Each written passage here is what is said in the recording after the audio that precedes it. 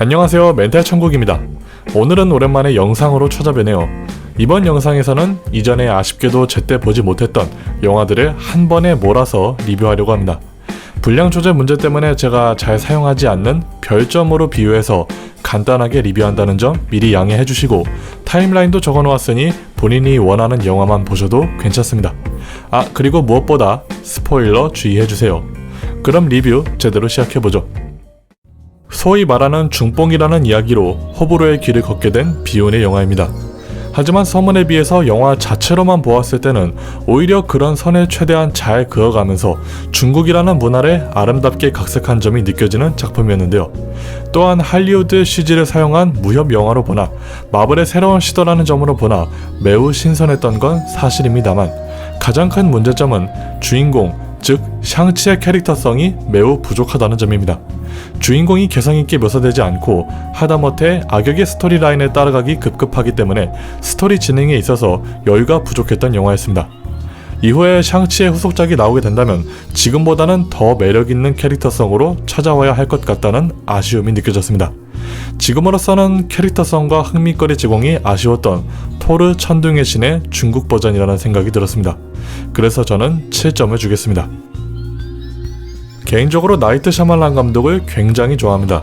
초자연적인 현상을 주제로 반전 영화를 만드는 것이 특징인 감독인 만큼 메시지를 위해 개연성을 버리는 등 단점을 감수하면서까지 진행하는 특징이 있기에 이 점을 감수하면서 보았지만 역시나 호불호는 피할 수 없어 보이더군요.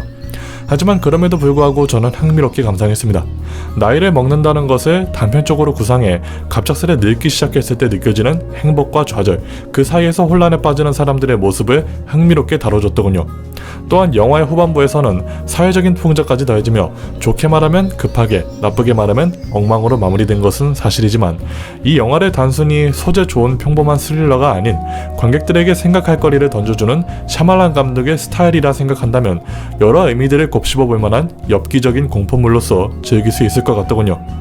저는 정말 재밌게 감상했지만 작품성이 좋지 못한 건 사실이기 때문에 저는 6점을 주도록 하겠습니다. 많은 팬들이 그랬듯 베놈 1을 재밌게 보셨을 겁니다. 하지만 1편이 재밌었다고 해서 단점이 아예 없던 건 아니었죠. 에디와 베놈이 티키타카하는 개그신과 저세상 액션신을 보여주기 위해서 구성된 성장 따위 없는 유치한 스토리라인이 주 원인이었는데요. 하지만 그때는 액션신이 너무 레전드여서 그 단점이 묻힌 좋은 케이스였습니다. 그럼 후속작을 만들었을 때는 발전이란 걸 해야 하는데 베놈2는 그냥 1편과 다를 게 없었습니다. 에디와 베놈의 찐따미는 어디가고 그냥 찐따가 되었고, 카니지로 나오는 캐서디는 조잡한 철학을 들이밀며 어떻게든 피를 안 보이게 하기 위해서 별 생쇼를 다하는 모습을 보고 있자니 제 멘탈이 견디지를 못하겠더군요. 서로 성장하는 과정도 없고 카니지를 무찌를 방법도 제대로 고민하지 않은 상태에서 바로 최후의 전투가 시작되니 어질어질했습니다. 그런데 왜 이 점을 주냐고요? 쿠키 영상이 너무 마음에 들어서 1점 얹어줬습니다. 프리가이는 스티븐 스필버그 감독의 레디 플레이어 1 이후로 잘 다뤄지지 않은 게임 세계와 현실 세계를 다루는 소재의 영화입니다. 과도하고 빠른 동작을 추구하는 연출 덕분에 B급 감성을 제대로 살림과 동시에 순수한 NPC가 유저들을 정의 구현하는 스토리라인이기 때문에 쉴 틈 없이 밝은 톤으로 달려가는 초반부가 인상적이었죠. B급 감성의 막장 스토리가 취향이라면 충분히 킬링타임으로 볼만한 영화였지만 좀 더 깊은 메시지와 튼튼한 스토리라인을 기대했다면 무조건 실망할 수밖에 없는 영화이기도 했습니다. 물론 그렇다고 재미없는 스토리는 절대 아니었지만 개인적으로는 주제에 비해 흥미거리를 많이 제공해주지 않아서 꽤나 아쉬운 영화였습니다. 상상력의 한계만 아니었다면 충분히 가치 있는 작품이 되었을 거라는 생각이 드는 작품이었지만 그렇지 못했기 때문에 6.5점을 줬습니다. 솔직히 말하자면 저는 MCU 버전 스파이더맨이 이전 시리즈물과 비교해서 크게 개성이 있다고 느끼지는 않아왔습니다. 하지만 토비 맥과이어와 앤드류 가필드라는 선배 스파이더맨의 등장, 그리고 이전 빌런들에게 새로운 기회를 준다는 흥미로운 진행 방식을 채택하여 아쉽게 마무리되었던 이전 시리즈들의 허점을 메꾸고 어느정도 깔끔하게 연장선을 제공함으로써 톰 홀랜드의 스파이더맨이 자신의 신념에 따라 판단하는 능력과 본인만의 개성을 드디어 찾아냈다는 점에서 정말 훌륭한 작품이었습니다. 물론 아크로바틱한 체조 느낌의 액션과 긴 러닝타임이라서 지루함을 덜기 위해 급격하게 뒤바뀌는 분위기는 좀 아쉽기는 했지만, 기념비적으로 보나 MCU에서 묘사된 스파이더맨의 비전으로 보나 꾸밈없이 표현하자면 말 그대로 깔끔했다 라는 단순하고 명확한 표현을 할 수 있는 영화였습니다. 매튜 번 감독은 이미 엑스맨 퍼스트 클래스에서 퓨전 역사물을 만드는 실력을 입증했기 때문에 이번에도 역시나 효율적으로 역사를 요약했음은 물론 킹스맨의 탄생까지 그럴싸하게 엮은 작품이었습니다. 물론 이번 영화의 경우에는 역사를 이해시켜주기 위한 설명 중이 꽤 많아서 초반부는 잔잔하게 흘러갔지만 라스푸틴 씬부터 페달을 밟기 시작하면서 흥미로운 서사를 쭉 이어나가는 점이 마음에 들었습니다. 하지만 아무래도 1차 세계대전쟁 스토리를 2시간 내로 우겨 넣어야 하다보니 그냥 흐름대로 진행하면 될 것을 굳이 반전씬을 넣거나 크게 관련 없는 위험한 씬들을 넣어서 스토리를 꼬이게 하는 자기적인 진행이 많았다는 점은 꽤나 아쉽더군요. 또한 근본적으로 킹스맨의 분위기와는 맞지 않는 진지한 스타일 때문에 호불호도 많겠지만 개인적으로는 시대상에 맞는 흐름이라고 생각돼서 크게 불편하지 않게 감상했습니다. 따라서 7점을 주겠습니다. 정상인 사람이 단 한 명도 없는 환장하는 팀 구성원으로 세상의 운명을 결정짓는 정말 매력적인 소재의 영화로서 태봤구만 자살 특공대입니다. 1편에서의 치욕을 씻고 모든 캐릭터들의 개성을 챙김과 동시에 주제가 주제인 만큼 찾기 어려운 개연성마저도 그럴싸하게 창조해내는 제임스 건 감독의 센스가 매우 돋보이는 영화였죠. 또한 잃을 게 목숨 말고는 더 이상 없다시피 한 캐릭터들도 많았기 때문에 때때로는 신념에 따라 아군을 배신하는 스토리라인도 납득되는 선에서 적극 활용해준 덕분에 너무나 묵직한 주제로 대화하는 상황에서도 한편으로는 어이가 없어서 웃프게 되는 상황이 많았습니다.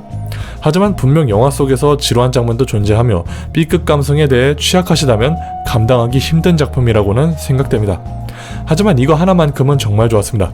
최종 보스가 메인이 아니어서 캐릭터들의 매력을 온전하게 발산할 수 있었던 작품이기에 8.5점을 주도록 하겠습니다.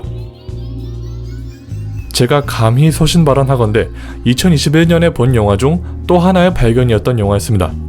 네오누아르 장르의 몽환적인 60년대 감성과 슬래셔가 살짝 버무려진 정말 매력적이고 세련된 공포영화였습니다. 충격적인 반전의 매력적인 스토리라인과 점프스퀘어가 딱히 없음에도 분위기만으로 주인공과 관객들을 천천히 조여오는 압박감, 그리고 영화 속 분위기에 찰떡인 배우들의 매력적인 연기력까지 이 모든 것들이 일품이었습니다. 또한 음악의 진심인 에드가 라이트 감독답게 OST의 멜로디부터 가사까지 철저하고 센스있게 활용하여 엄청 공들인 센스가 돋보였습니다. 그러나 딱 하나 아쉬운 건 초중반에 너무 분위기를 훌륭하게 띄워놓아서 그런지 후반부의 분위기가 그닥 잘 띄워졌다고 느껴지지는 않았습니다. 때문에 모든 반전들이 충분히 납득은 되지만 급하게 끝났다는 느낌은 들 수밖에 없는 것 같네요. 하지만 이건 작은 아쉬움에 불구하고 개인적으로 올해의 발견이라고 표현하고 싶은 영화였기에 8.5점을 주도록 하겠습니다. 어떻게 보면 억지로 지어짠 후속작으로 보일 수도 있겠지만 오히려 더 매력적으로 다가온 작품이었는데요. 전편에서는 각 인물들의 개인 사정들이 있음에도 음악이라는 목표 하나만을 위해 많은 걸 희생하고 마침내 꿈을 이뤄내는 과정이 주된 스토리였기에 OST 활용을 효율적으로 하지 못했다는 아쉬움이 있었는데요. 그러나 이번 싱투게더에서는 후속편인 덕분에 불필요한 설명들은 제치고 오로지 음악에만 집중할 수 있는 발판을 마련함과 동시에 꽤나 속도감 있는 진행감으로 각자만의 이야기를 풀어나가는 연출이 정말 좋아졌다는 생각이 들었습니다. 어떻게 인물이 그렇게 많이 나오는데 난잡하지 않을 수가 있나 싶을 정도더군요. 작중 주인공인 버스터 문은 좋게 말하자면 성공을 위해서 어떻게 해서든 기회를 부여잡는, 나쁘게 말하자면 성공을 위해 범행마저 저지르는 양면성이 이 영화의 가장 큰 특징이라 생각하는데, 전편에서는 끝내 인정을 받았기에 그 감동이 배가 되었었는데 이번 편에서는 잘못을 인정하기는커녕 회장을 지독한 악당으로만 묘사해서 아쉬운 부분이 있긴 했지만 눈과 귀를 즐겁게 해주는 음악 영화라만 생각해보면 정말 만족스러운 영화였습니다. 때문에 저는 8점을 주도록 하겠습니다. 네, 이것으로 오랜만에 돌아온 멘탈 천국 리뷰였습니다. 이번에는 만족스러운 작품들을 꽤 많이 본 것 같네요. 대본 작성이나 녹음이 너무 오랜만이라 표현력이 좀 그럴 수도 있긴 하지만 아무쪼록 영상 봐주셔서 정말 감사합니다. 그럼 언젠가는 다시 뵙도록 하죠. 빠이빠이.